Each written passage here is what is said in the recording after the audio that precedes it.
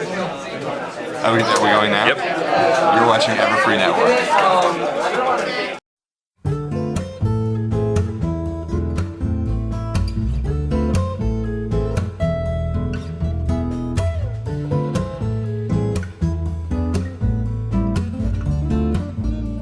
And now, Everfree Radio presents Stay Brony, my friends, with DustyKatt.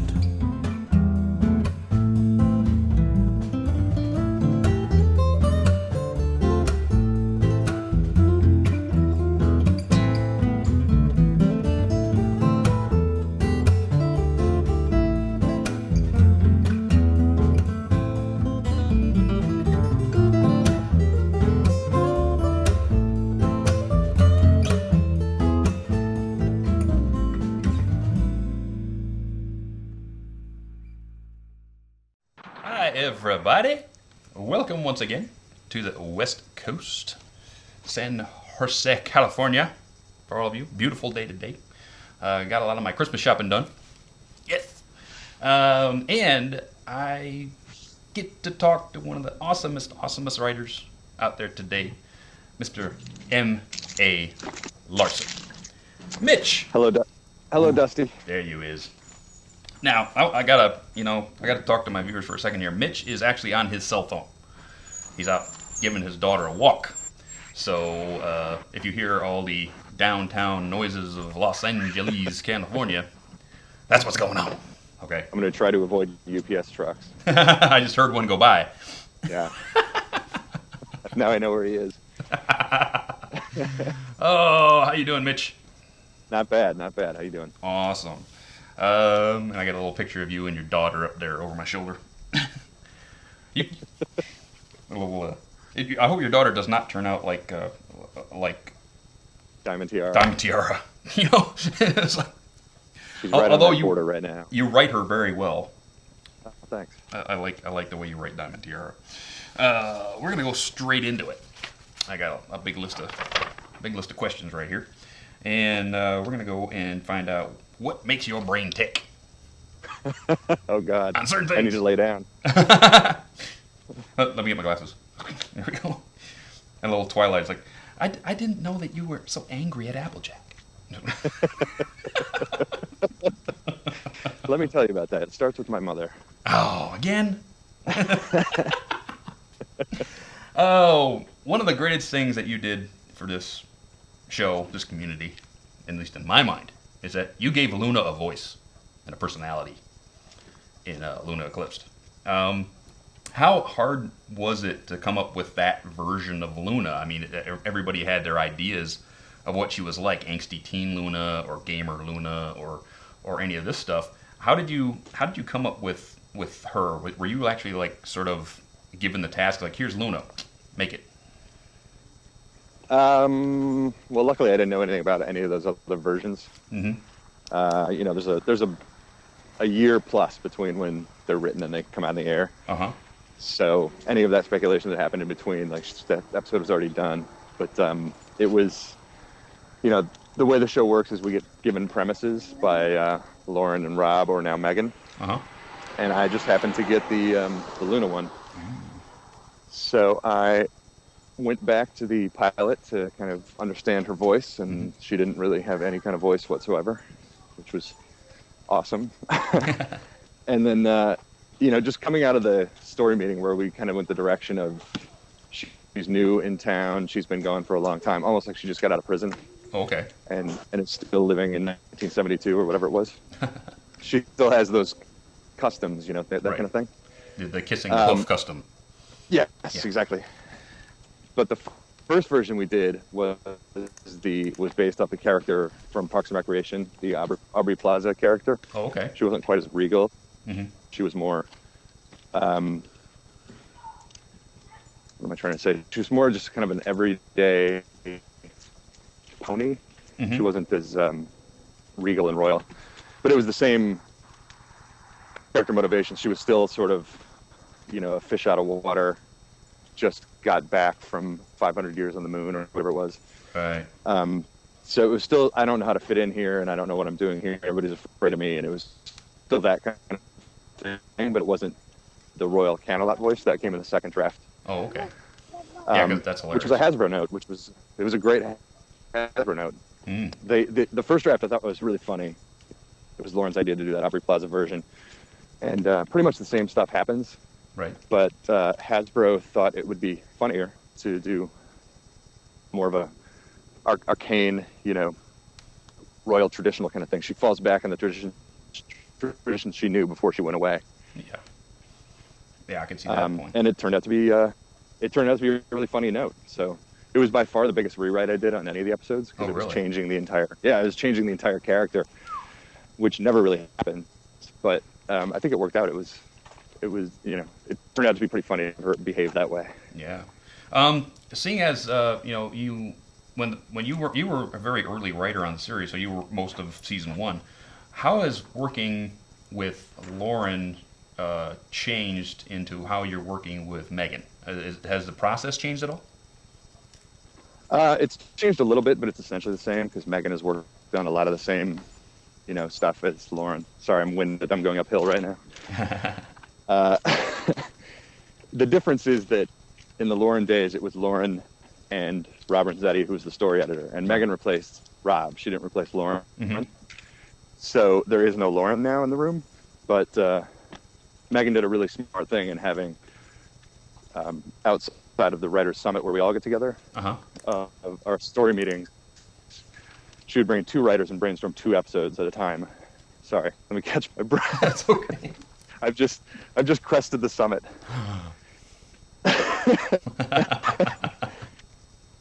Okay, so we would still have 3 people in the room, and that's what it's all about, is having more than one person to bounce ideas off of. Mm-hmm. So like my first meeting with Megan, it was me, Megan, and Cindy, and we broke 2 stories together. So it's still 3 people, and I think that's the dynamic you want, because sometimes with 2 people you can get stuck, and it's just nice to have that third voice. That third so wall. In a way, it stayed the same. The process stayed exactly. Okay. Yeah, the process stayed exactly the same. But Lauren had set up such a strong trajectory for the show to go on. Mm-hmm. By them with the first 2 seasons, and then also having Jason and all the Canadians, they all had such a strong. I mean, we're all on such a clear track show that it wasn't like we were reinventing the wheel. It was just like carrying on with what was already in place. Cool, that's awesome. Okay, so with the Return of Harmony 2-parter, when you planned that episode, did you actually plan to write Discord's part for John Delancey and then luckily get him, or was he in play the entire time? And how fun was that to write for John Delancey, for crying out loud? The first thing you said was exactly what happened. I was so excited to be getting a 2-parter. Mm-hmm.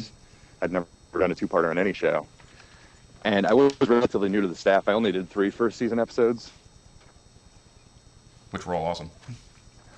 Megan and Amy and Charlotte and Cindy. They all have more experience, I think, with Lauren than me at that point. So I was really excited to get that 2-parter. And then I went into the meeting. It's a short paragraph. It mentions that this spirit of chaos, Discord, comes back, and that's all it is. There was no real hint as to who he was. Mm-hmm. So when Rob and Lauren and I'm trying to break out the episode, Lauren and Rob got all excited about Q, and they were like, we should think about doing something like Q, and I had no idea what they were talking about. I'd never watched Star Trek, so your geek cred's going down in a hurry. I have a lot of admissions like that.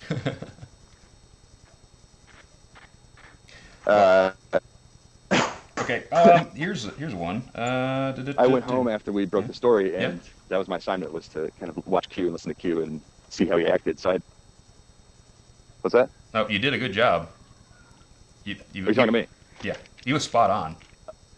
Well, I was just going to watch 1 or 2 Next Generations on YouTube, just so I could hear his voice. And he was so entertaining and so fun and so funny and just so enjoyable, him and Picard.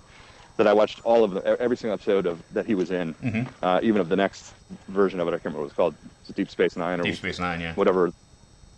I just watched all of them. I spent the whole weekend watching Delancey, and obviously kind of wrote him that way. That's cool. And then hope that whoever's going to come in and do the voice would just kind of capture that flavor of Q. Mm-hmm. And then lo and behold, it was Delancey himself. So Wow. it worked out even better.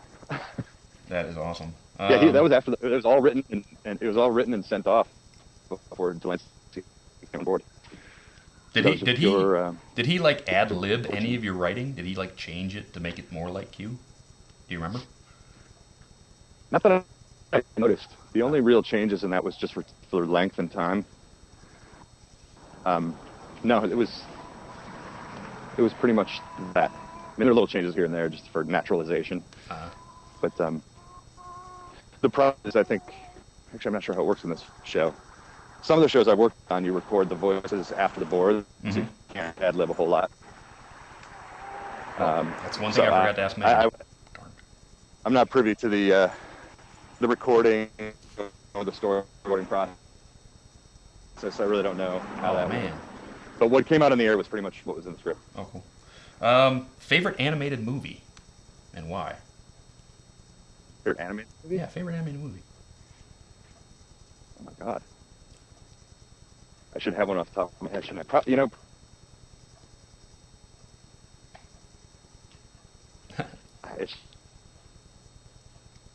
Oh, I stumped him, folks. Stumped him. Still there, Mitch? Yeah, I guess that would be. Oh no, can you not hear me? I can hear you now. Remember, folks, we're on a cell phone. Sleeping Beauty. Sleeping Sorry, Beauty, guys. nice. I thought I was in a clear range. Going with the classics. Yeah, Sleeping Beauty. It's like if you look at the backgrounds and the animation, and it's just so gorgeous. Mm-hmm. It's just stunningly beautiful. I tend to agree with you, Heather. And it's a great story. Dark and scary, and Yeah. it's a fantastic film. Things like I grew up on Wide World at Disney on Saturday nights, which I'm sure you did too. It's like, Yes. oh yeah, it was all the old 40s. They would bring back a 40s movie once a month, if I remember correctly. Yeah. Yeah, it was pretty cool. There's something. There's a different kind of aliveness to that sort of animation. Oh yeah. Yeah. Then you watch something like Chicken Little. Mm-hmm. You just see the other side of it, where it's just these, ridiculous, shapeless things running around doing stupid dialogue. Yeah.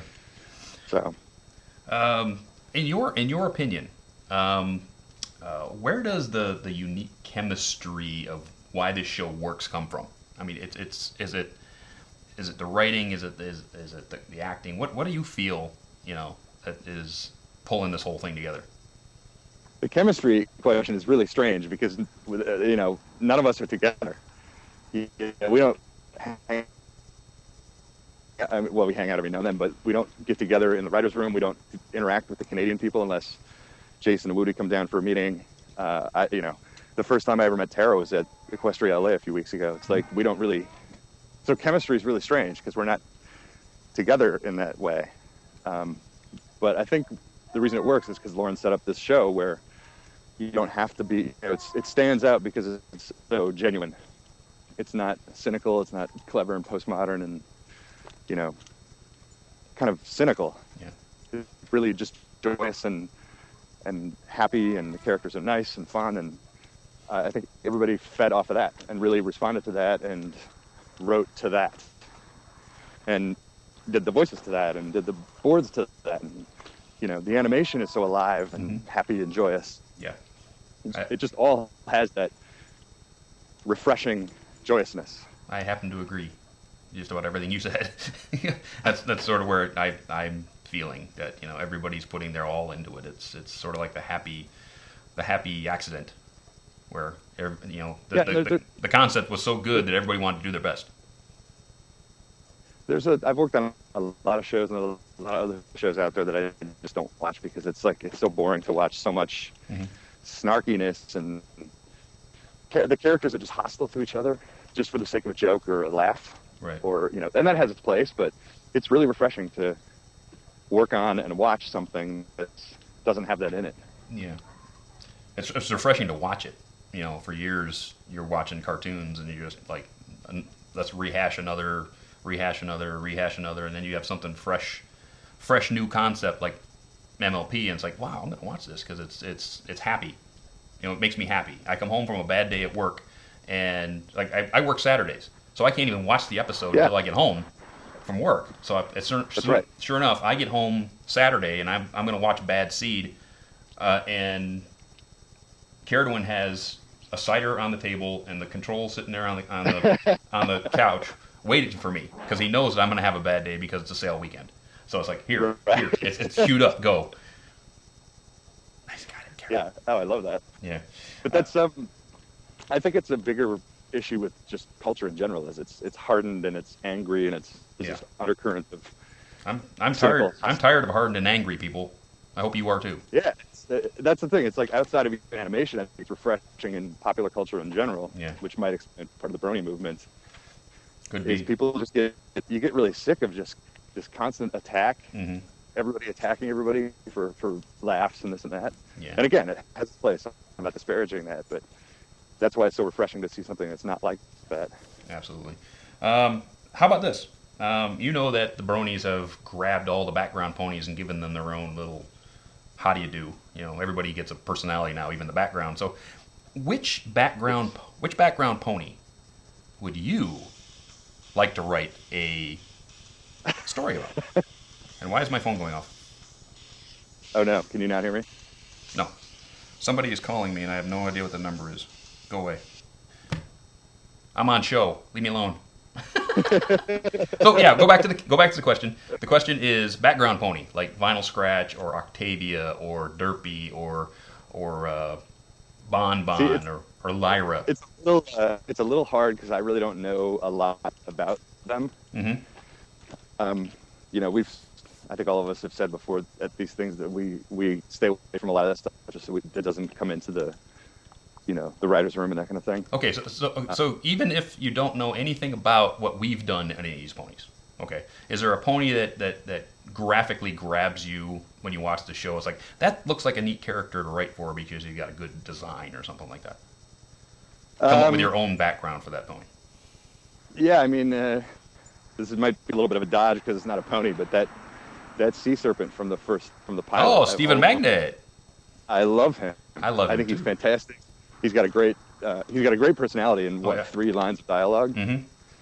So I don't know if he counts as a background pony, but absolutely he does. Oh yeah, Lee Tokar would love you because he voiced. I love that guy. I would love to see him back again. He's a great character. Yes, I would too. We actually, Lee and I came up with a whole sitcom about how Stephen Magnet opens a hairdresser's shop in L.A. I would watch. I would watch that too. I would absolutely watch that. That's cool. Let's see. Okay, let's get into some other ones. Favorite. Have you watched most of the show? Have you watched most of the seasons? Or do you don't? I've seen everything. I think I've seen everything except for the most recent one. Yeah. Okay, then if you've seen some episodes, what is your favorite episode that you didn't write? Best Night Ever. I love Best Night Ever. Oh, absolutely adore it. Best Night Ever is awesome. That one is. It's just got this magical vibe. You know, you're a candlelight, and I love that it's at night, and the song is so good, and you get to see all 6 of them. And there's just this like air of anticipation in that episode that I love. Oh yeah. I love that one. What's gonna happen? How about the favorite episode that you actually wrote? How about you did? It would. I got 2 of them. Like I would say Return to Harmony because it's a 2-parter and you can do a whole lot more. And Discord was spectacularly fun to write.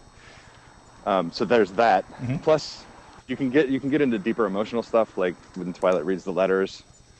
It's easier to do something like that when you have an hour to do it. Right. So that's really nice. But I would probably also say the Super Spider, whatever. Super Squeezy. I can't say it. That song was fun, and those guys were just a riot to write.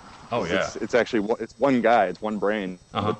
You can write it for 2 characters' voices, and the whole point of them is to confuse the town's pony. So you just do this rapid fire, like he's talking, then he's talking, and heads are shooting all over the place to try to keep up. And that was just really fun. So I guess I like writing the antagonists. Now we know. You like conflict. But I like fun conflict. Like that's the other, back to what we were talking about earlier. They're not, they're not these, they're fun antagonists. Discord and the Flume. They're not nasty. They're fun. Seeing as my roommate will kill me if I don't ask this question, who do we have to kill to get you to write an Applejack episode? I can send you a list of people at Hasbro. Okay, cool. No, that was a joke. Oh, was there's a joke. Joke. Yeah. I don't think anybody's actively. I mean, there's obviously the rest of season 3 and the future. So who knows if there are Applejack episodes or not. But I don't think there was any concerted effort to not give her a specific episode. I think, when you hear Applejack, it would just tend to go to the family. Yeah. Which is fine, but, I agree. I think it would be nice to have an episode that's She just needs her. a song. She needs FedEx. That's not UPS. It's FedEx. Oh, God. FedEx. FedEx. So, I don't know. Maybe there's one coming, maybe not. We need a song. We'll see. We need an agree. Applejack song. She's got a hell Driving of a rock voice. country song. Yeah, I totally agree. I love Applejack. I really love her. See? One of my favorites. See? Best pony. Care to Win is all over Applejack as best pony, and now you've proved it. You love Applejack. I Applejack. can Yes. agree. It's between her and Rarity for me, but I'd probably There you opt go. for Applejack. There you go. Let's see. I'm looking over my list. Okay, as a writer, you obviously have favorite movies, right? What movie? Yes. What movie would you like to remake? Oh, wow. Yeah. Put your twist on Remake. it. Oh, I should have this on the tip of my tongue because I think this all the time. When you see a movie that has a great concept, but it's executed poorly, too often they remake movies that are executed well. Yeah. And that defeats the whole purpose. Like a couple years ago, they remade The Taking of Pelham 123, which is one of the most perfect movies ever. And why you would remake that, I don't know. Why did they remake Rollerball? I don't know. Rollerball was awesome as it was. James Caan, come on. And then you put LL Cool J in a Rollerball? No. I like would you LL Cool J, remake- don't get me wrong, but Why would you remake Psycho or Total Recall? There's just so many movies that were done so well the first time that, to me, it's you want to take something with a great concept and then do it right. yeah, pretty much. And I wish I had an example off the top of my head, but I don't. I might come up with one later. Okay, cool. Let me think about that. Okay. Let's see, what else have I got here? Who, as a writer who's not working on Friendship is Magic, would you like to see working on the show? Somebody we would know, example. Do you hear my daughter, by the way? Yes, and she's She's awesome. howling. So who is a writer who's not working on the show who I'd like to see on the show? Yeah. Wow.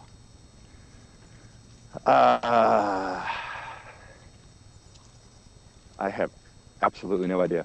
I really don't. Michael J. Straczynski, Again? maybe? Say it again? Michael J. Straczynski, maybe? We get a don't know who Babylon that is. 5 episode. He did Babylon 5. I don't know writers. You don't know writers? Oh, okay. You're- Okay. Okay. I don't know writers' names. Oh, I God. know, it's sad, isn't it? Sad. So sad. Maybe how about David Simon from The Wire? There you go. Awesome. I don't know if he'd do a good episode, but I'd like to see it. How about this one? You ever thought about pitching your own damn show? What's that? You ever thought of pitching your own show? I have pitch shows. When I first started doing animation in 2005, every time you're on a show, you've got, if you're on staff, which is really rare, you've got a few months where you have to start worrying about what your next job is. And if you're freelance, you're just constantly worrying about what your next job is. So everybody kept telling me the only way to get around that is to have your own show. So I pitched things here and there. I sold a show to Disney a few years ago that didn't really go anywhere. Okay. And I've just turned it into a book series that I sold to Penguin. So that'll be coming out next year. Oh, awesome. Can you tell us the name? And it's It doesn't have a title. Oh, okay. Part of the problem. So that's. I've just finished the first one of those, and I'm going to write the second one.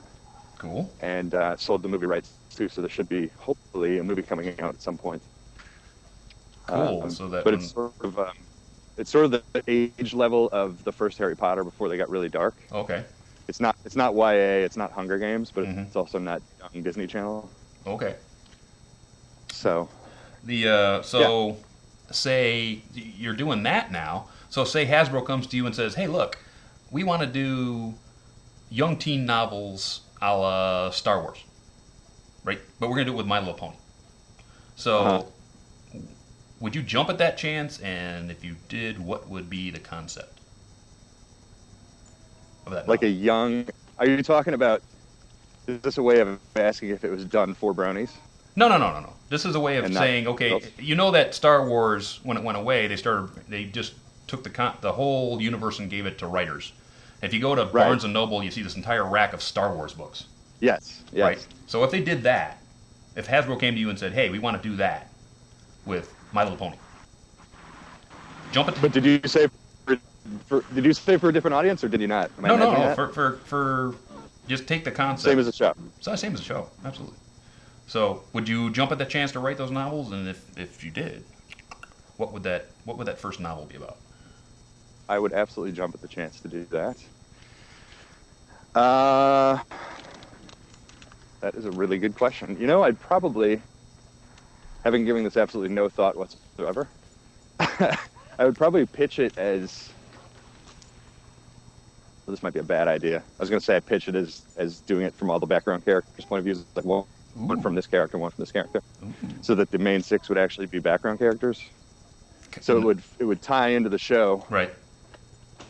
And the universe that's already created, and those familiar characters that everybody loves would still be there, but maybe it would expand the universe in that way.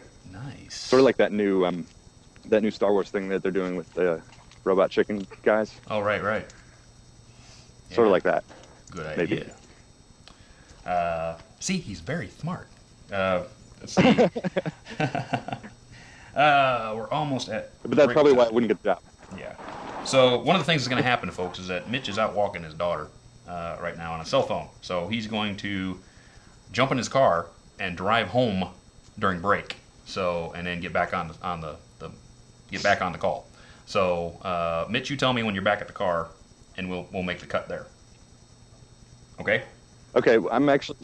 If you want to keep going, I don't know when you have to do that.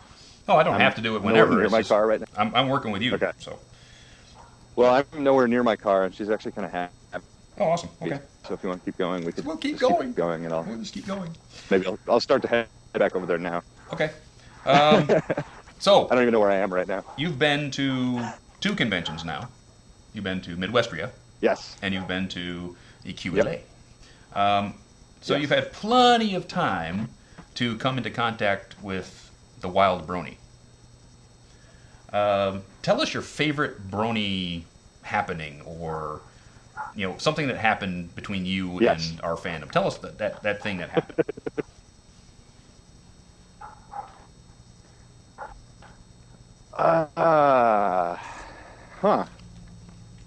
Boy, that's a really good question, but it's really hard to say because, quite honestly, at Midwestria and at EQLA, Mhm. it was just like the show. It was just joyous from start to finish. Like, it's hard to pinpoint. Hey, that was the best.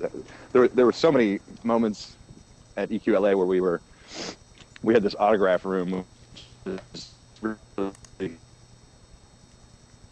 surreal and bizarre. Anyways, I can't imagine anybody would want my autograph or Cindy's autograph or whatever. Nothing against Cindy, I love Cindy, but it's just weird. Like, nobody ever cares about animation writers. But anyhow, we were in there, and as expected, nobody wanted our autographs because Lauren and Tara.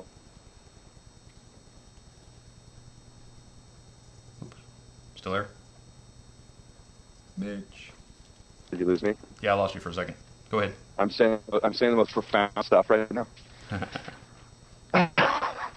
I've thought a lot about, like, how long can this fan go on, and when is this going to end? And people have asked me that, like, how long can this go on? And at EQLA in particular, I started to realize, like, I don't think it's a fad, because I had all these people coming up to me saying what the show and the fandom meant to them, and how it's changed their lives, and maybe they were feeling isolated, and now they have this huge circle of friends, and it's just that kind of story. It's like that's where I really learned that it means something to people, and it's more than just, isn't this funny? We're watching a show for little girls, ha ha ha. It's like a lot of people found true friends through the show, and that's just insane, because that's what the show's about. So it was that. It wasn't one moment. It was just a constant stream of people coming up and saying, for real, this is why the show means something to me. It was really moving, interesting, because I didn't expect it. Yeah, it's one of the reasons why it so talks to me, because I was at a very dark point in my life when I found the show, and now I'm much better than I was, a year and a half ago, and I'm back in the place I need to be with my friends, and everything is happy. I get to talk to people like you, and I get to see people enjoy what I do and have fun. So it's sort of like bringing, what better thing can you do with your life than to bring people joy? No kidding. And to make them laugh. Yeah, absolutely. It's like things like you just said. Most of the time you don't go around talking about your life so openly like that, but with the show, it allows people to do that and really connect. It's just fantastic, and I kept hearing from people like, I'm really in a better place now than I was before I started watching the show, or interacting with the fandom. So yeah, it's like you said, it's like, what could be better than that? Yeah, what can be better? I have a quick question for you, and I would love to see more of Daring Do, as I put my Sahara hat on. And I need more Daring Do in my life. I want to know who I got to bribe to get another Daring Do story. That's what I want to know. I'm going to find out from Megan what the cost would be, and I'll text you. Okay, do that. I'll whip out the wallet tomorrow. Absolutely. It's so interesting, too, how these characters that you write, and then you think that was a fun character, and that episode's done and gone. Right. And how many different characters people want to see come back. Oh, yeah. It's crazy. Daring Do could be its own series. Yes. I mean, if you really step back and think about it, there's enough background to that character, and she has an enemy, she has a backstory, all within that one episode. She has a really cool enemy. Oh yeah, she has a really cool enemy, and she travels the world trying to get the same thing, pull a whole Indiana Jones thing out, but it's still Daring Do, and it's like, I would love to have that. So. Yeah. Well, I'll run it by Megan. You ran it by Megan. I should have run it by Megan last week, but it's like, forgot. Oh, let's see what else I got on my list. Oh, we're at commercial. So, what we're gonna do, folks, is we're gonna go to commercial, and Filthy Rich has gotten into my pockets again. So we're gonna run Filthy Rich's commercial, and then when we come back, we're gonna have Screwball in the chat, and all you people out there get to ask Mitch your questions. So, we'll be right back. Don't go nowhere. Are you tired of the high-pressure sales tactics from rank amateur merchants? Are you tired of shady characters trying to take you and your bits for a ride? Would you really rather be shopping in a glorified flea market? Don't want to pay Canterlot prices? Avoid the bucksters and the snake oil salesman. Come to Ponyville's oldest family-run business, Rich's Barnyard Bargains. You'll find us at the corner of Appleton Way and Stirrup Street. Look for the billboards. You can't miss them. There, you will find a warm, brightly lit, and friendly atmosphere. We have everything from alfalfa to Zap Apple Jam. Look at all that stuff! Oh yes, we carry home improvement supplies and tools for all those last-minute weekend projects. And remember, Rich's Barnyard Bargains. If it ain't filthy and it ain't stinking, then it ain't rich. And we're back. And Mitch we were talking and having such a great time, he actually walked home. he's like 5 minutes from his house and left his car back there. So Where am I? What is this house? yeah, where am I? Narf. I'm going to start calling you Screwball. Screwball! He's probably in my car. Screwy. Maybe I am in your car. Oh, maybe he is. He's in the car. How you doing, Screwy? You didn't roll down a window for me. I'm suffocating, man. You can't kill my minion. You can borrow my minion, but you can't hurt him. Oh, he'll be fine for a couple hours. Oh, that's true. I left him some water. Uh-huh. Screwy, How's how it you going, doing, buddy? Vince? Oh, I'm Going doing well. How you doing? Awesome. I'm doing good, and both of you, yeah, I'm doing good. Just still waiting for my my plushie to get my mail, so I've been checking like all in the hour. Well, I picked you up that belt from last week, so don't worry about it. It's on its way. Now I have What another thing to look forward to in the mail. Mm-hmm. What plush are you waiting for? A screwball plushie. Ah, Oh, yeah. Yep, it's gonna be pretty damn awesome. I can't wait. Oh, it's gonna be. Oh my god. That's all I can say. Okay, Screwy, let's get with questions. Questions. Okay, so where should I begin? Okay, that's not a question. Okay, okay, this one I can't wait to play. I can't wait to say this one. This one is from Michelle Krieber. What? oh my God. no way. Michelle? Hi, Michelle. How you doing? Love I don't her. know if she's watching or not. She questioned a while ago, and Oh, and I'm like, oh my god, that's so awesome. So Michelle Krieber, Why Michelle aren't there more Krieber Apple Bloom asks, episodes? yeah, no. Michelle Krieber asks, where you found your wallet after Equestria LA? I found my wallet underneath my daughter's talking My Little Pony doll. She had taken it. Because I had all these bags and stuff. And I guess it was in one of the bags because going through them. So she had taken it and stashed it. So there you have it. But she knew, but I she shit knew, you not, it was underneath. she knew Twilight it was underneath Sparkle needed a couple of bits, right? Yeah, exactly. I thought it was very appropriate that that's why I found it. Yeah, she's not even 2 years old. She's already taken your money. Yeah, and there was no cash in it, which was weird. Oh no. Weird. Next. So this one is from Firemain. Firemain. He comments saying, okay, you said at the EQLA panel that the Flim Flam Brothers episode had no lesson, but I beg to differ. I learned that determination, hard work, and the help of your friends overcomes cutting corners. Would you say that it should be considered the lesson of the episode, since the brothers had cut corners to beat the Apple family, and all they had was, no pun intended, sour faces? Yeah, absolutely. I wonder if, I didn't really thought about this, but I wonder if that's why we didn't say that was the moral of the show, or of the episode, was because it so clearly is. It's like, he's absolutely right. That's the whole point of the quality control and Granny Smith, wanting to make sure that was the thing. Even if they lost, they had to do it right. So that was just so built into the episode that I maybe... think it was just funnier to say, drink cider or learn nothing. Yeah, exactly. Exactly. Absolutely. Yeah. I think that's it. It's just funnier. It's just awesome that way. Next. Oh, so this one is from Wobbin Tolerate. Question for M.A. Larson. On the episode Return of Harmony, what gave you the idea or inspiration on making the character Discord? Q.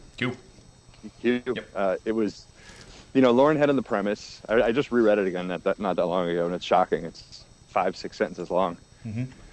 And it mentioned that the spirit of chaos comes back, and that was pretty much all it was. So, yeah, in our story meeting, Lauren was really excited about this Q direction. So we just kind of went that way. That's awesome. I think it actually kind of helped that it helped that I didn't know Star Trek, because Rob and Lauren were such fans of Delancey and Q that to have me, who didn't know anything about it, writing it, I think gave it a different element maybe than if I was a huge fan too. Yeah, probably. You came in with fresh ideas. Yeah. I mean, I watched all those episodes, but I didn't really have the deep connection to it that they did. Mm-hmm. So that may have helped in some way. I don't know. Cool. Next. Awesome. So this one is from Luminaire. Question is, what was the funniest scene that you wrote in your eyes? The funniest scene? Yeah. That you wrote. I've written a lot of episodes. Gosh. I'm trying to think. I'm just cycling through the episodes now in my mind.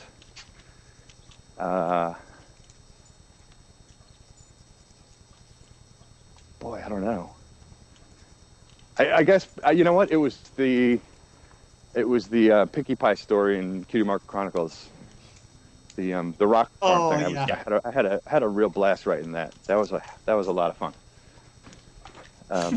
So maybe that. Awesome. Top of my head. So, this is the silly question. I love bringing this one up. It's been a while, but this one's from Fluttertree. For guest, if you were a tree, what kind would you be and why? Oh boy. I'm supposed to say something funny, right? I'm not anything. If I was a tree, God, I don't know. I know. I know. I'd be a redwood. There you go. Oh, there you go. How about that? So this one is from. Why? Because I can't think of anything else. I guess redwood is just your tree. So this one is from Gavin. I know I always say your name wrong. Gavin Gab. Where is it? Oh, so this one. The question is, what has been the best script to write in your whole career? Ooh, good question.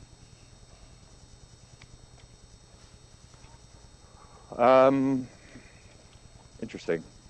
I wrote a script that I really loved back when I lived in New York. It was a feature film based on, it was a fictionalized autobiography of the guy who created dogs playing poker. It's this guy named Cassius Coolidge.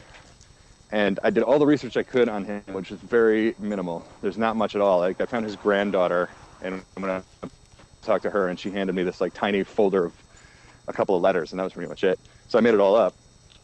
And it involved, hallucinations, and he actually saw dogs everywhere and things like that. But he was a really fascinating guy because he also created those things that you like stand behind and stick your head through to get your picture taken. Oh, really? And he was a jack of all trades. He came up with all sorts of ideas and inventions and things. He's a really interesting guy. And then for whatever reason, he just started painting dogs at baseball games and playing poker and, at a New Year's dance and that kind of thing. And I love that script. It was sort of a throwback, like screwball comedy kind of thing. I just name checked Screwball. I love that. And I wrote that, and I was like, nobody's ever going to make this because it's so non-commercial and it's a period piece. And sure enough, nobody ever did. But I thought it was a really funny script and a fascinating subject matter. Cool. Awesome. So this one is from. I don't know how to. I've never actually said your name before. I always call, but the Shikari Speeder. You know who you are.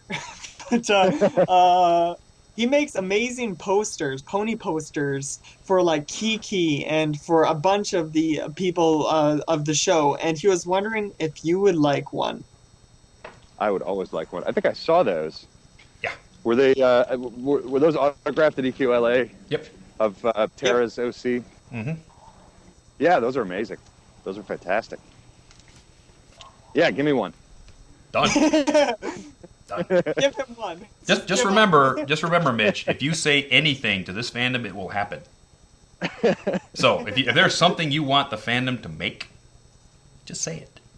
Hey, I'll take any. By tomorrow, it'll be done. I'm collecting all this stuff while I can. So my daughter one day will be like, "Oh wow, my dad was pretty cool." Oh, you gotta love getting in the art. Oh my goodness. So this one is from James Justice! Oh god, I love that name. Oh my god. Question for M.A. Larson. What is the weirdest episode that you have written for a show, MLP or otherwise? I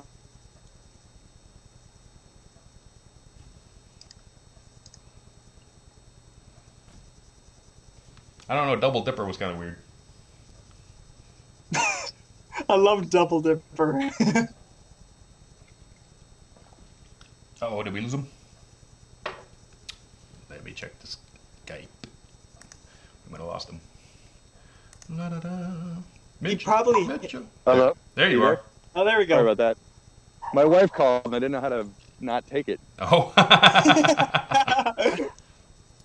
Honey, what are you doing? Oh, just talking to guys on the phone. Let's see. So, I would say I wrote an episode of the very first show I worked on. It's called My Gym Partner's a Monkey. Yes.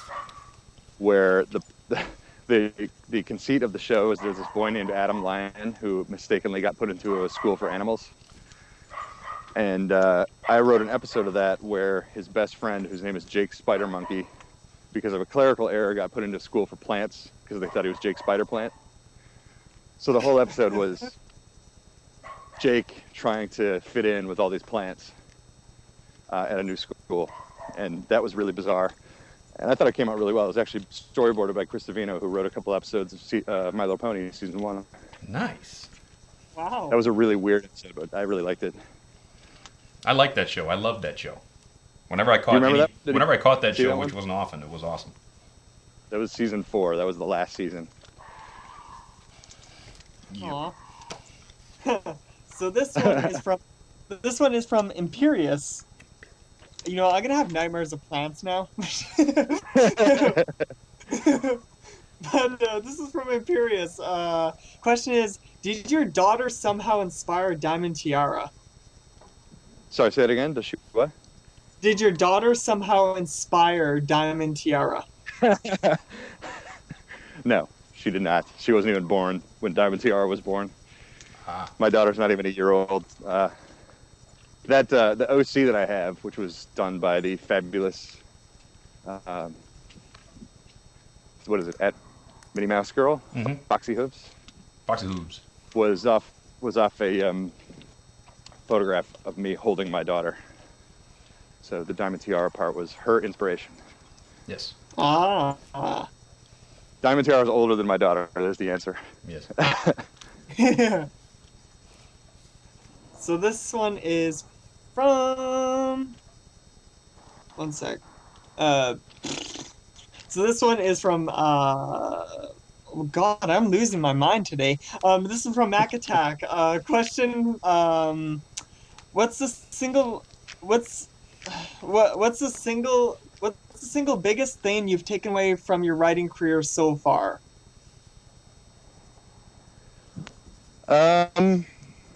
I would say this is really boring, but I think it's important. A friend of mine who Oh. Mitch, where are you? That phone of his. Well, he does live in a canyon, people. to own your own Yeah. intellectual property. Oh, there he is. Oh no. We lost you for a minute. Go, start again. Am I gone? No, you're here. Here. Sorry, everybody. This is the only way to do this without my daughter shrieking the whole time, so my apologies.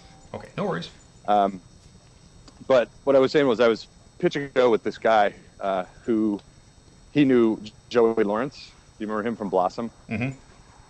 So we were going to do an animated show with Joey Lawrence and his brothers playing themselves. And we were, we kept having all these meetings to kind of put the show together. And he kept telling me over and over again, you've got to own your own intellectual property. Yeah.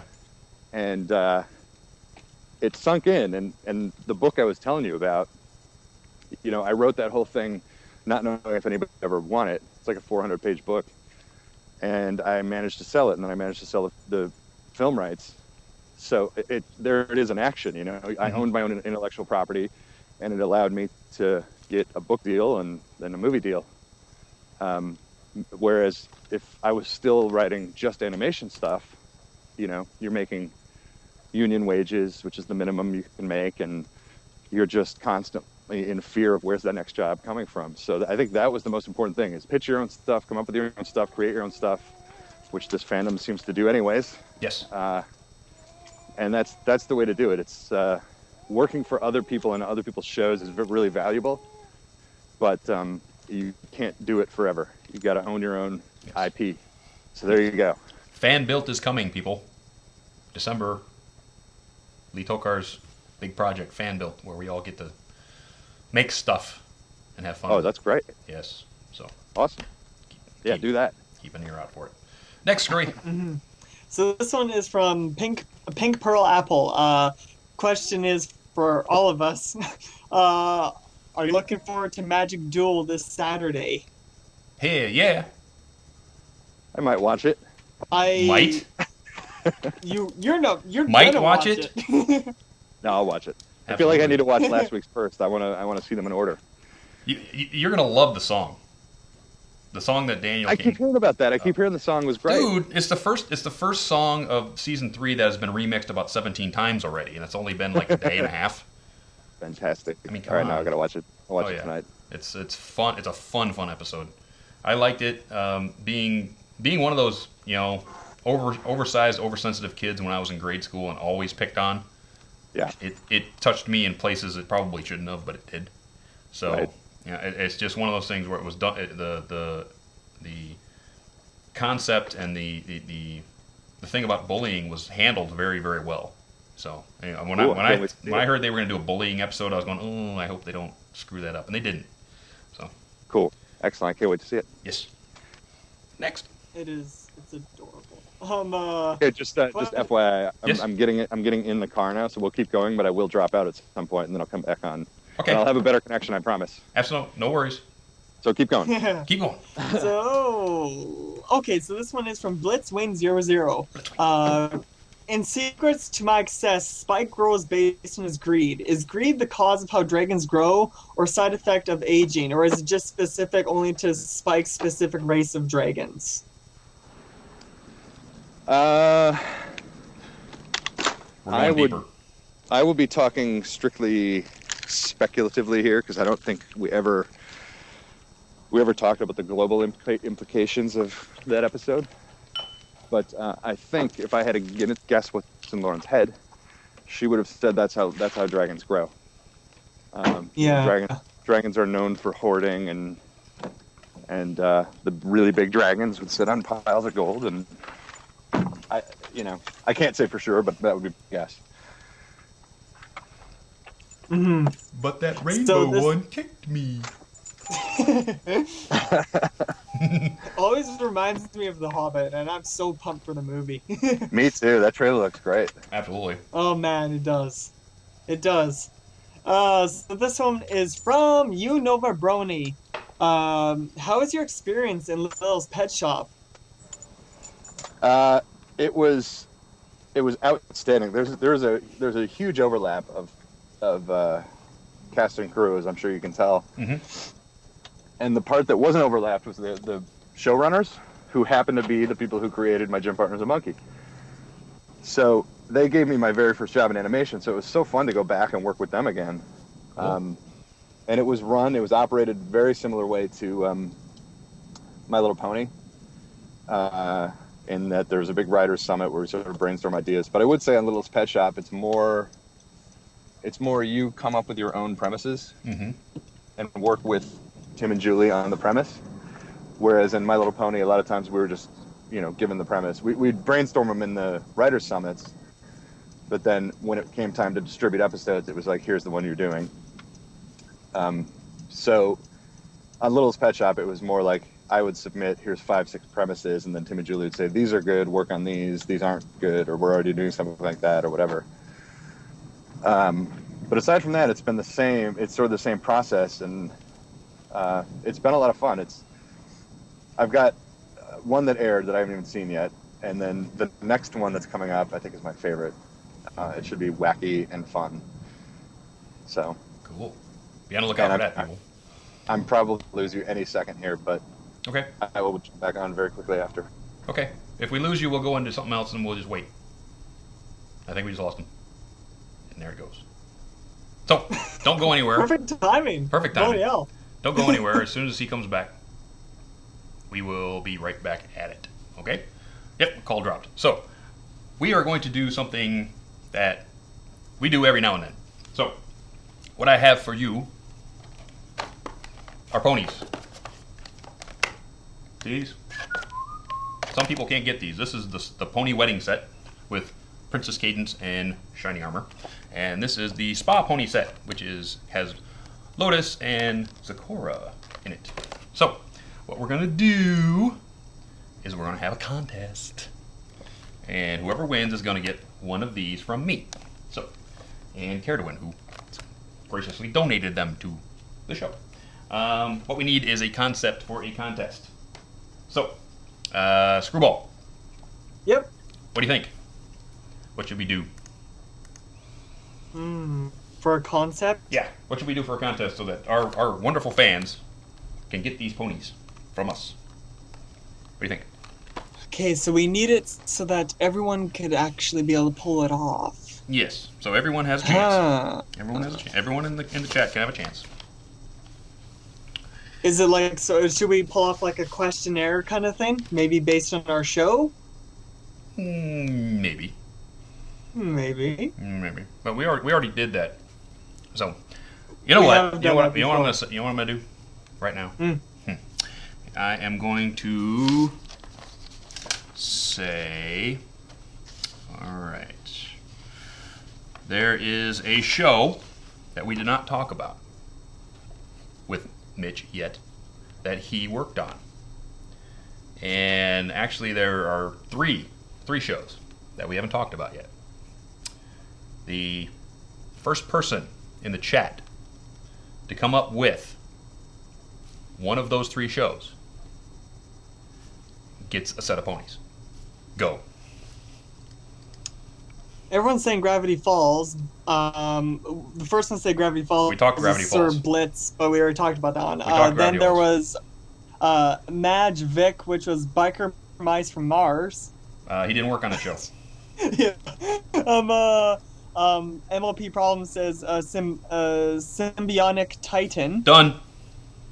Oh, did we ever talk about Foster's Home? MLP Problems got it first.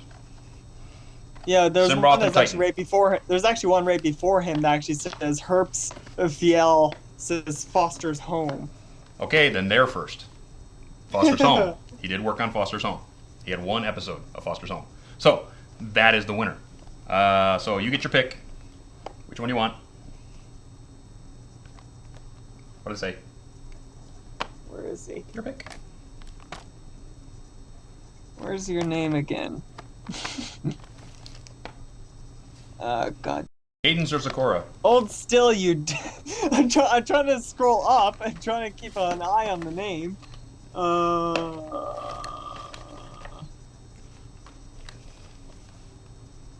Where's his name? I don't know. Okay, I got Where's the his name. Oh, wait. Hold still. He says Spa. Spa. Okay, so you get the spa set. Spa set. Okay, so now we have the pony wedding set. So we got to come up with one for that. Pony wedding set. Ooh. Awesome. Say again?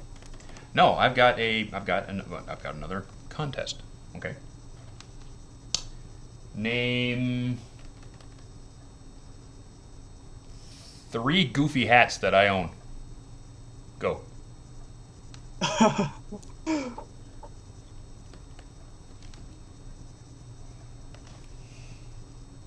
Gotta name 3. Gotta name 3, not just one. I'd say put all 3. Okay, first one put 3 in. Oh wow, look at that. Hold still. God. From Darth Avrus. He said, "E Piff Cowboy." I don't have a cowboy hat. Yeah, Kim says beret. Pip can. You don't have a I don't beret. own a beret. Yeah. He's never. Screwloose says Vikage, Piff, and Snowball. Snowball. I don't know what Snowball What's is. snowball? I don't know. I have no idea what that means. Gavin Gap says Macho Man, Daring Do, and Fedora. Done. You win. Oh, geez, trying to keep up with these is straining my eyes. So you two get your contact info to my boy Screwball, and I will mail those out to you tomorrow. Thank you very much for playing, and thank you for being here. This will happen every now and then. It won't happen every show, but when we feel like it, we'll throw you some swag. Okay? Okay. So we're waiting for Mitch to get home and get on his computer and see what we can do, because right now I'm sort of like, I'm at a loss. So, Dusty, who how wants- are you doing today? I'm doing fine. How are you doing today? I'm doing awesome. All right, we could run another commercial. Ask the chat which commercial they want to see. Okay, let's see. What commercial, guys? Everyone's saying Babseed. I don't have Babseed. Yeah, what is this? No, they're like, play Babseed, play Babseed. I don't have it. What? Screwloose says Derpy Mal. Derby Mail. Derby Mail. Anybody else? Let's see. We got Gak. I don't have a GAT commercial. Well, I should make a GAT commercial, shouldn't I? Oh, that's hilarious. BMV says Rock Farmer. Imperius says Pony Joe. We did Pony Joe. Babseed, Gak, Babseed. I don't have a GAT commercial. I need to make one. You should. That would be funny. You should. Oh man. You know what? You know what you people get? You get to cry again. We'll be right back.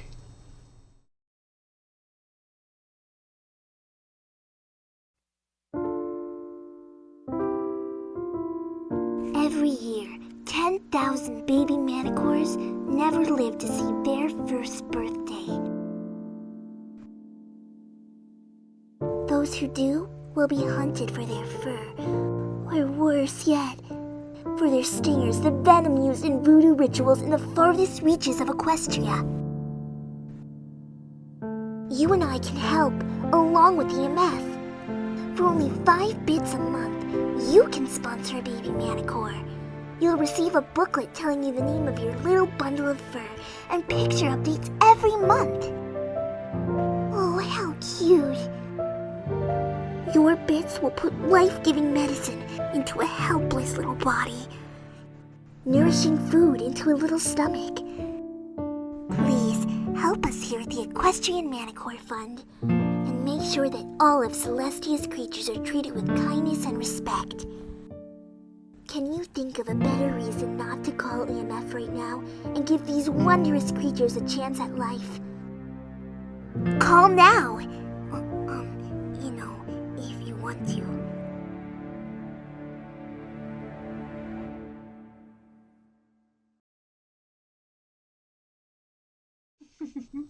Hi guys, we're back. And so's Mitch. Hey. Hey. Awesome.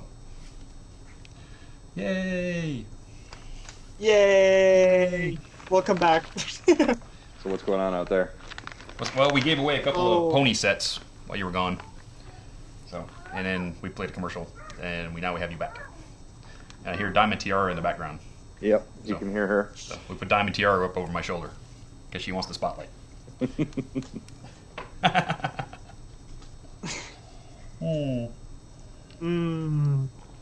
Cider.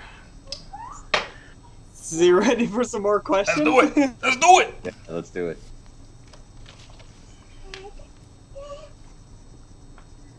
Question for Larson. Well, not really a question. I don't know the inside joke to this one, so I'm just going to go along with it. Is describe your relationship with full papers. describe my relationship with Fold Papers? Is that him? Is he asking? That's what he's He wants asking. to know he wants to know what our status is.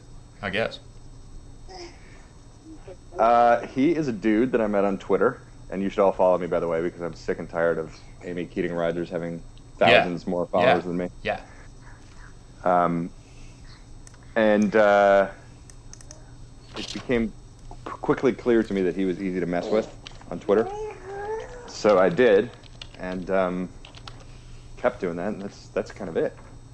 And thus a great relationship was born. Yep. He's a good dude. He's doing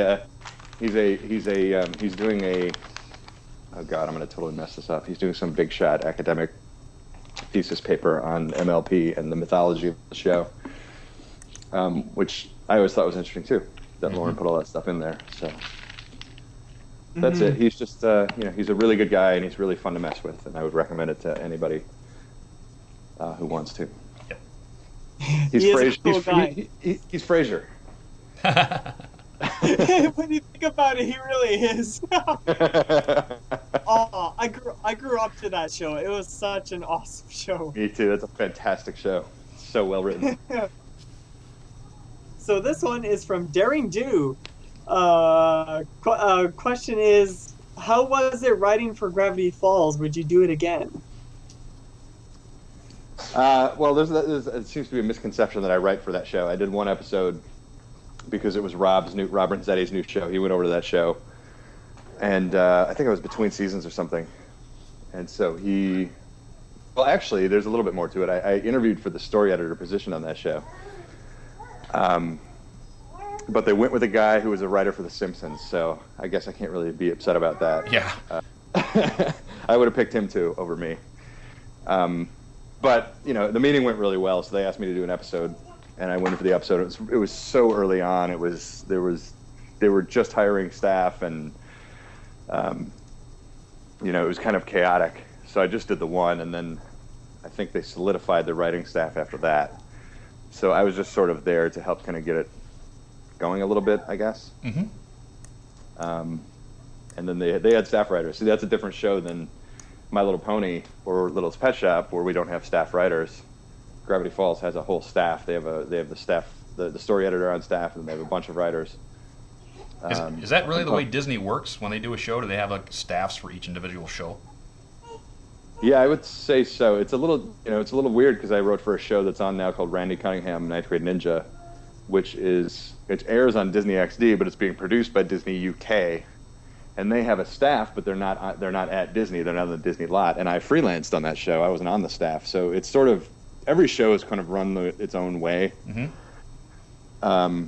The Hub, I don't think, at least on their comedy show, maybe in the action shows it's different, but I don't think they have staff writers per se.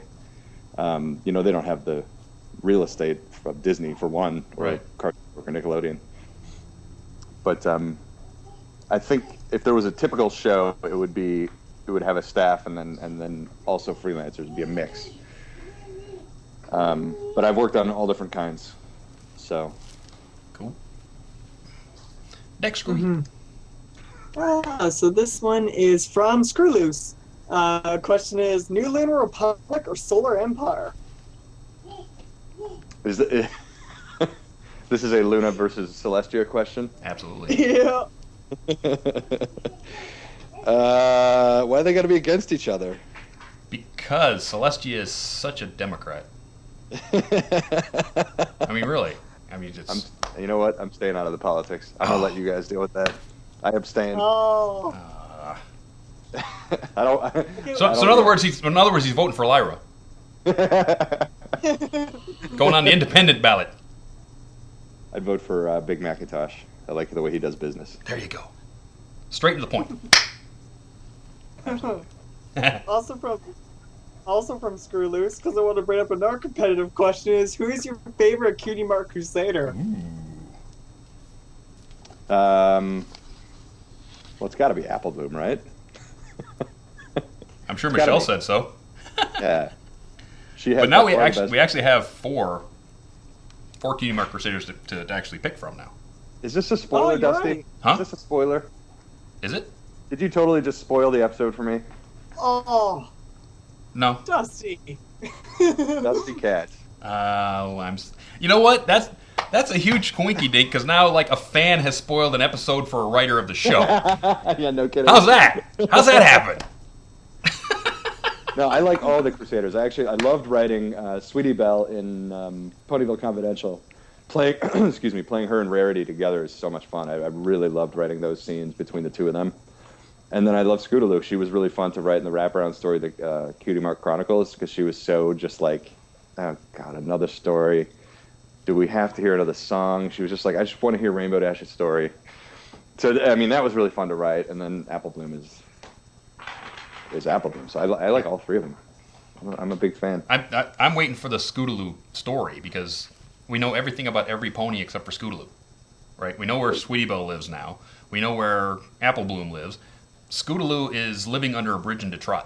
You don't like that mystery? She's an orphan. She's going to be the long-lost sister of Rainbow Dash. I can see it now. We'll see. Or maybe we won't. He knows. Mitch knows. There may or may not. I'm going to wheedle it out of you by the end of the show. I've seen a synopsis for a certain episode coming up, so... I'm not saying nothing. He does know. I don't even know who Scootaloo is. Mm-hmm. Sure you don't. So this one is from Burnt Mango. Question is, which part of writing MLP episodes is your favorite? Creating the fiction or fitting in real-world references? The references part is just sort of a fun little, oh, isn't that fun? I did that. That's not really a big part of it, I would say. Unless you're talking about like the mythological things, which are more important to the story. Like Sonic Rainboom, the mythological aspect of that is sort of the backbone of the story. Yeah. If you're talking about just like a quick Star Wars reference or whatever, that's not really, that's just something fun you can do it sort of at the end. It's kind of the last thing you would do, I think, is put in those kind of gags. So I really like the world building elements. I love how Lauren set up a show where you can do that. Again, you know, when I first started on the show, I've told the story a million times, but the reason I go by M.A. Larson is because my agent told me, he's like, you can't use your real name on My Little Pony.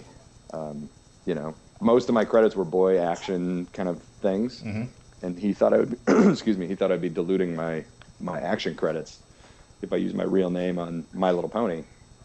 And so I went with my initials, and then I saw what the show was. I saw Lauren's Bible, and I was really impressed with the Bible. And then I saw the scripts, and I was like, wow, this is not what I thought it was. Excuse me. And then at the season 2 Writers Summit, we watched the pilot, and I was absolutely blown away. It was just the most beautiful, you know, melted Skittles on the screen. It was just so gorgeous.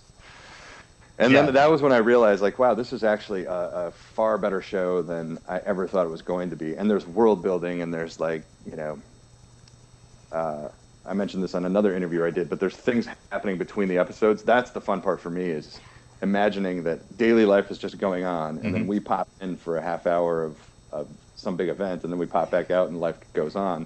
Yep. So I try to drop in those references as well as, you know, pop culture things, but references to the world between the episodes.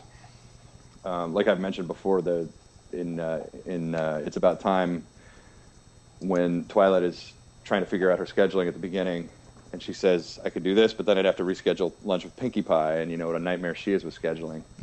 And I just love the idea that Twilight and Pinkie Pie have a lunch on the books. Yeah. You know, they've made plans to go to lunch together on this day. I love that, and that happens between episodes, and it doesn't really add anything except it gives it more of a three-dimensionality. Oh, yeah, it gives it depth that, you know, other shows don't even do. You know, what I like is that we see a character get better from the beginning of the first season to now. Right. It's been commented before that teleportation for Twilight Sparkle was actually a strain. She'd get dizzy, you know, the first couple of times she did it, and now we're into episode 3, and she's like, I'm going to go here. Yeah, there's a lot of credit on that stuff goes to Studio B or DHX, whatever you want to call them. Those guys, they pay so much attention to that kind of thing. Yeah. Jason and all those guys up there really watch for the evolution of characters and the show. And we do too, but, you know, I read every script that comes through, and I think the other writers do too, just so we know Right. sort of the trajectory of things. But those guys up there are really encyclopedias of the show, so they'll know that if we write something in a script that's false, they'll know, and they'll say, no, you can't do that because in this one, this. Well, So that's what they're- Megan said. Is Big Jim is a walking encyclopedia of My Little Pony. Yeah, they all are. Yeah. And it's just awesome to know that that's going on up there, and that they care. You know, it's Oh, like the absolutely. whole. It's fantastic. Yeah. I love them. So do Two we. I just met Sibsy and Raven for the first time at EQLA, and aren't they lovely? Oh, aren't they? They're fantastic. And I met Jason and Woody before at Writer Summits, but only Woody once and Jason twice. So like I don't really know any of those guys, but I feel a connection to them because we're working on the same thing, and it's touched a nerve in a good way. Yeah. So I don't even remember what you asked me. Doesn't matter because it was awesome. Next, Screwy. So this one is from Jared Clayton. Do you ever feel constricted by MLP's G rating when it comes to making episodes? No, not at all.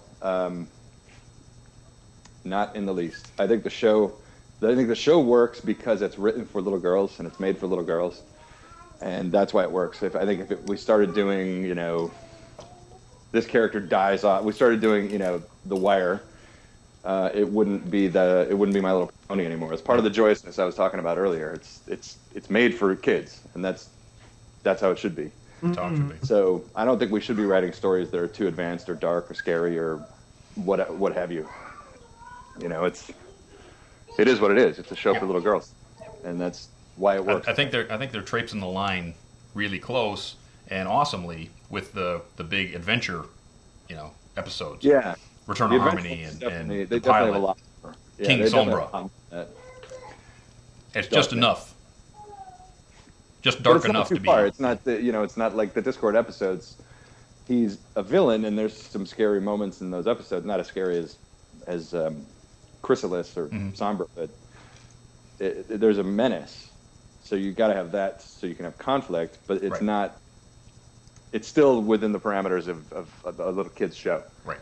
And I think people would not be happy if we started doing something else. If we started writing PG episodes, I don't think people would really like that to happen. That's what fanfic is for, and that's what fan-made things are for. Right. The show has to just be what it is, and that's a G-rated show. I agree. Next. So this one is from... Where did I put it? Oh, here it is. This one's from Ryashi. Question for all. What was your guy's favorite costume at EQLA, and which pony would you love to see a cosplay of next time? Excuse me. Oh, wow. Is that me breaking up or you? No, that was me. Woo. I'm sorry. I just had to sneeze for a minute. So what was that? What was your favorite cosplay at EQLA? Yeah. Yeah. There was this one dude who was dressed like Trixie, and it was just the most beautiful costume. It was so perfect. But I saw a lot of great ones, actually. Yeah. I tweeted a ton of them. There was this girl dressed up like Future Twilight that was pretty sensational. Yep. That was good. There was a lot of really good ones there. There was one girl that was half Chrysalis, half. Yeah, that was great. Half That was Cadence. great. That was pretty good. So much creativity. Yep. I saw a Flim or Flam. I don't know which one, but that was a good one too. Yep. So Yeah, he goes as Flim. And then on the two Princess Celestia and Luna are hosts. yeah, they were great. They Yeah. were fantastic. Absolutely awesome. Next. Don't mind me. I'm feeding my daughter now, so if you hear kitchen sounds, That's fine. It's sort of like we get to be the fly on the wall watching no M.A. Larson's life for an hour and a half. I hope this isn't just ungodly boring for people. No, it's awesome. Next. So this one is from, I always have problems with your name, Kim Kimura Kims. Question is, what are the conditions to write in a new pony or a background pony as an important character for an episode? Sorry, I missed the first part of that. It was breaking up a little bit. Say it again. What are the conditions to write in a new pony or background pony as an important character for the episode? Like, do you have an example?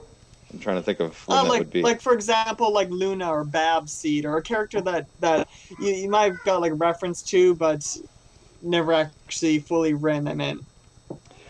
Well, I think it would be either an idea that Lauren, Rob, or Megan had, or something that an idea that one of the writers had at the Writers' Summit, or that Jason had.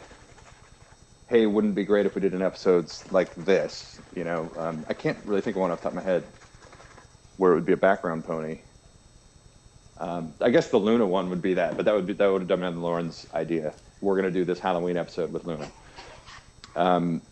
So the conditions would be that Megan wants to do it, or that Jason wants to do it. I guess.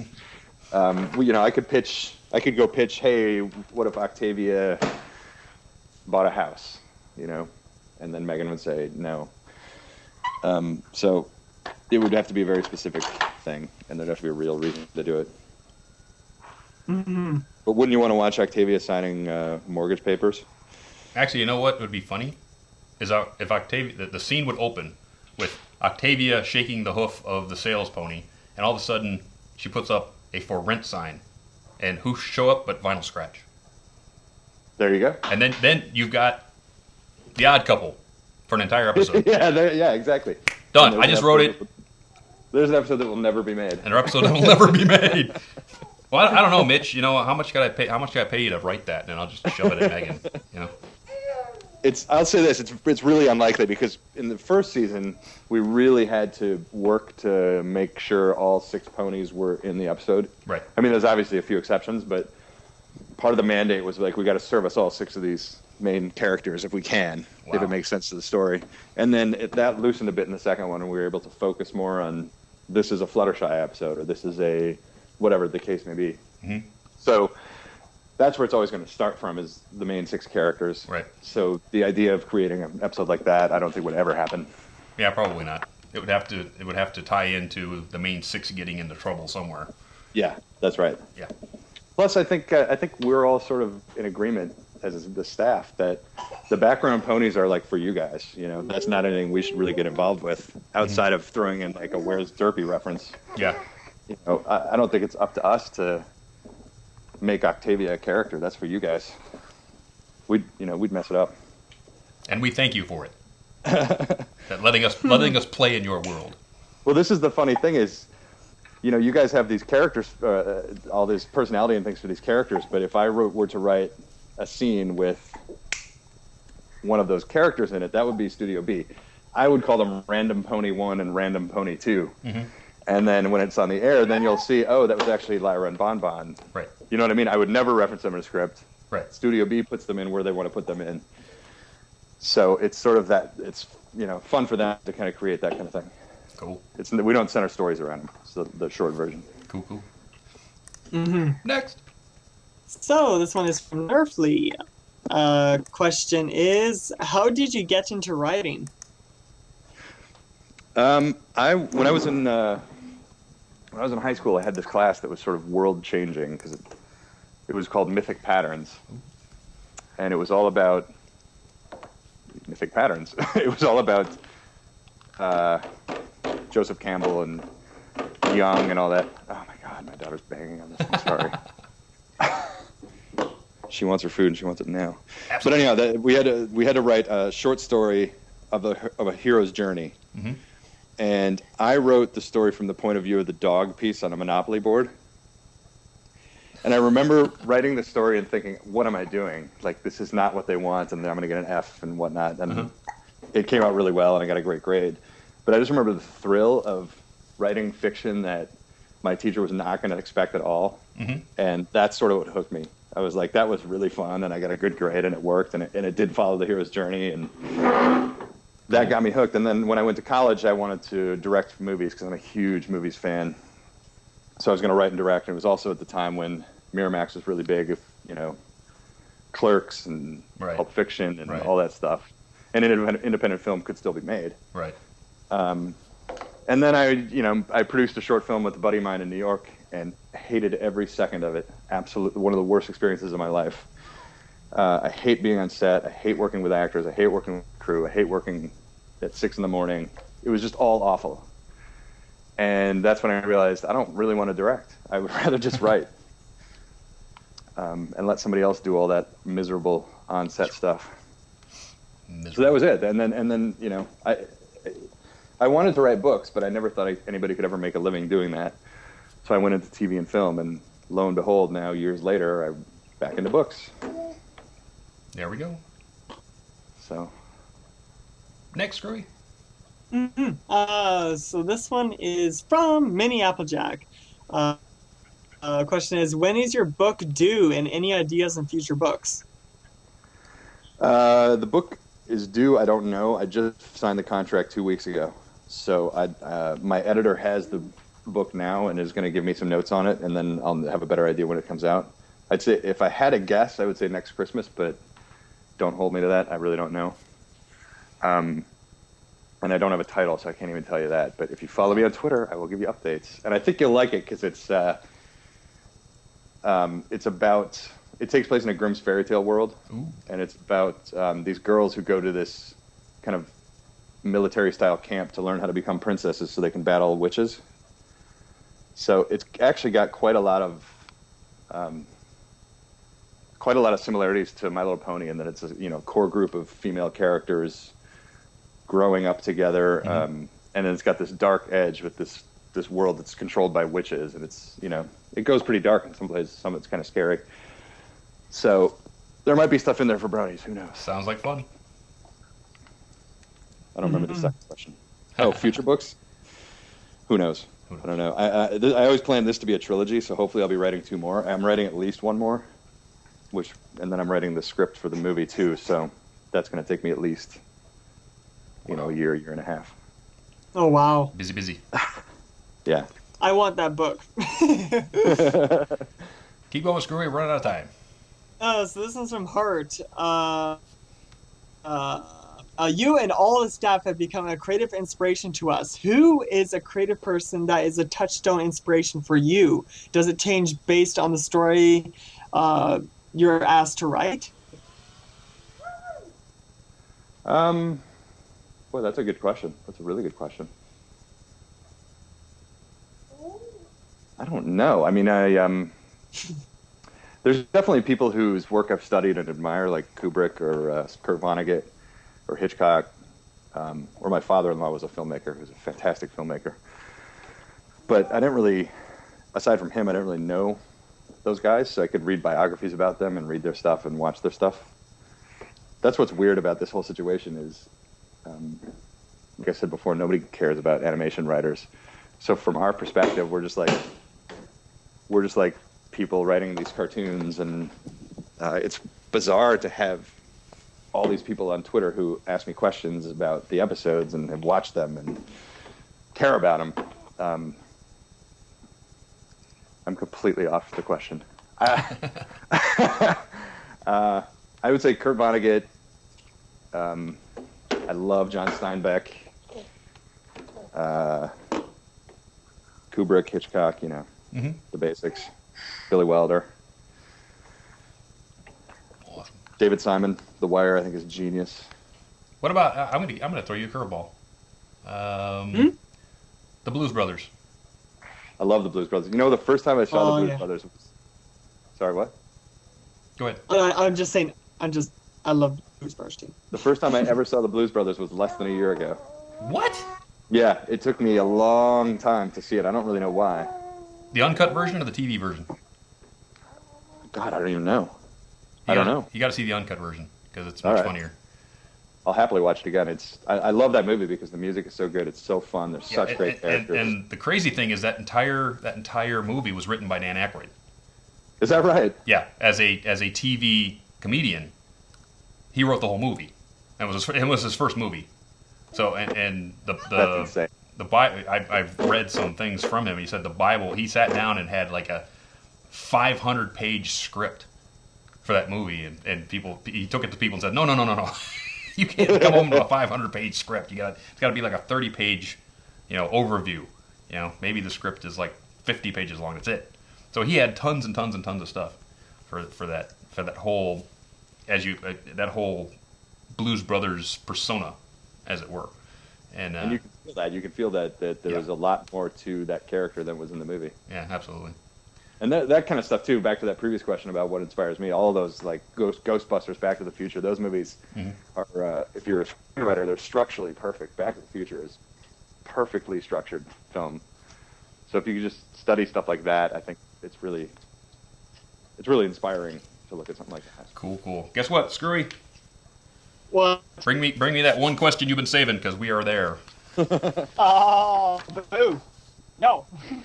So this one is from Shy Guy 93. Question for Emily Larson. What was your reaction when you found out that a majority of the fans for My Little Pony were male adults? I was pretty suspicious. I remember that it was either I think it was the Secret of My Excess meeting or Looney Eclipse meeting. I think it was the Looney Eclipse meeting. I went in and Lauren started talking about bronies, and I was like, "What the hell are you talking about?" And she slipped me this piece of paper that said 4chan on it and said, "Take a look at this." And I still didn't really believe it. We had our meeting, whatever. I left, and I actually lost the paper and forgot what it was, but I remembered hearing about it. Mm-hmm. And she would send me little clips every now and then. Like there was this one of all these Russians, teenage boys. It's I don't even know, like the middle of the forest, and they start singing "Winter Wrap Up" in their thick Russian accents, and they knew all the words, and it was so charming. And I was like, "What is going on? This is in Russia." Mm-hmm. So I came back for the next meeting, which I think was Secret of My Excess, and I asked her again, "What was that site?" So she wrote it down again, and then I that's when I was like, wow, this is a real thing. You know, there's actually multiple sites dedicated to this, and there's a lot of people who are really watching the show. And I thought it was just ironic, you know, isn't this stupid? We're men watching a little girl show, ha ha ha, that kind of thing. Mm-hmm. But, you know, the longer it's gone on, the more I'm like, that's not it at all. It really is about what the show's about. It was really interesting. It was interesting when you asked us to come over and have beer with you at EQLA. And you asked everybody every question you could. You were sitting there like, it was sort of like watching Twilight question everybody for a paper. I was like, what got you into it? And it just, everyone who showed up, it's like... I hear a lot of similar stories about how people got into it, but it's fascinating to me how people got into it because it's so grassroots and it's such an internet culture, and I just love hearing those stories. And they always have been inevitably lead to what you were saying earlier, that I got into it because of this, and here's why it means something to me. Mm-hmm. So awesome. And with that, wait. What? I got one more. Oh, okay. One more. You know I always sneak in one more. Well, sneak it. Go. So this is from Gavin Gap, and I have to say it's also my question too. Is M.A. Larson, will Screwball ever get more screen time? That is such a good question. Yes. And I'm going to bring that up to Megan too when I talk to her about Daring Do. I think we're going to have a Blues Brothers Daring Do Screwball episode. There you go. Musical, obviously. It's 103 miles to Candlelot. It's dark, and we're wearing sunglasses. And with that, we're at the end of our program. So I'm going to go through this wonderful list of exciting entertainment that you can watch right here on Everfree Network. Reading Rainboom, that program that reads your best fan fiction that we have to offer here in the fandom as a radio play. That's every other Tuesday, 4 p.m. Pacific, 7 p.m. Eastern. They're on a little of a hiatus, and they will be back soon. I know because I'm now part of the group. Cutie Art Crusaders, the CAC Find and Discuss the best fan art bronies have to offer, as it was fine art, and that will be Tuesdays, 6 p.m. Pacific, 9 p.m. Eastern. Equestrian Inquirer, news straight from the desk in Ponyville with Joe Stevens, Tech Rat, Mason, and LTT. Look at news! Told you. And that is Wednesdays, 5 p.m. Pacific, 8 p.m. Eastern. And then the new show, Into the Spotlight, with Osaka Jack. Osaka will interview those bronies that don't quite get the spotlight that they deserve here in our fandom. And that's going to be Wednesdays, 7 p.m. Pacific, 10 p.m. Eastern. Sketchy Sounds. Sketchy's live songcast is a 2-hour acoustic music performance by Sketchy Thursdays, 11 a.m. Eastern, 2 p.m. Pacific. What is that? That might be the baby monitor. What's that? That might be the baby monitor going off. Oh, no, that was turning on the bath. Oh, well, there you go. It's bath time now. Yes. Draw one for me. Brony Breakdown. Brony Breakdown with Saber Spark and Paleo is Thursdays, 9 p.m. Eastern, 6 p.m. Pacific. And then we go into the Lunar Republic Takeover Show, where Nightmare Moon takes over this very radio program and plays your requests Fridays, 7 p.m. Eastern, 4 p.m. Pacific. Then we go into Saturday Night Songs with Michelle Krieber. Every Saturday night, Michelle will be here to talk about her music and Apple Bloom and MLP and whatever else she happens to have on her mind. And that is Saturdays, 4 p.m. Eastern, 7 p.m. Pacific. One Tricks Mixology, which is the trance, electro, and house music show, will be after that, Saturdays, 8 p.m. Eastern, 5 p.m. Pacific. And the last show, but not the worst, this nowhere near the worst show, is Pegasisters Live, which is a live show just like this one, but it's from the female perspective of this entire fandom that we have. And that is Sundays, 10 p.m. Eastern, 7 p.m. Pacific. And that's what you have here on Everfree Network. And with that, I want to thank Mr. Larson for taking time out of his busy schedule with his daughter to talk with us. Thanks for putting up with her. Oh, no problem, dude. We'll bring her on next time when she's 3. Not a problem. Perfect. And I want to thank Screwball for taking all of you people and rounding you up and getting the questions all in order. And I want to thank Cowboy Dave for getting us to look so good on the YouTubes. And Everfree Network for putting up with me. Because every week I do something stupid. So thanks a lot for coming, gang, and we will catch you next week. Next week should be the finals of the Studley Stallion Stash Off. Fob Equestria and me are putting together this thing, and check it out. Next week we will have the finalists and the prizes, so don't miss it. And we will see you then. So until that time, ciao. Good night, sweetheart. Well, it's time to go. Good night, sweetheart. Well, it's time to go. We hate to leave you, but we'll be back soon. Good night, sweetheart. Good night. Good night, sweetheart. Good night.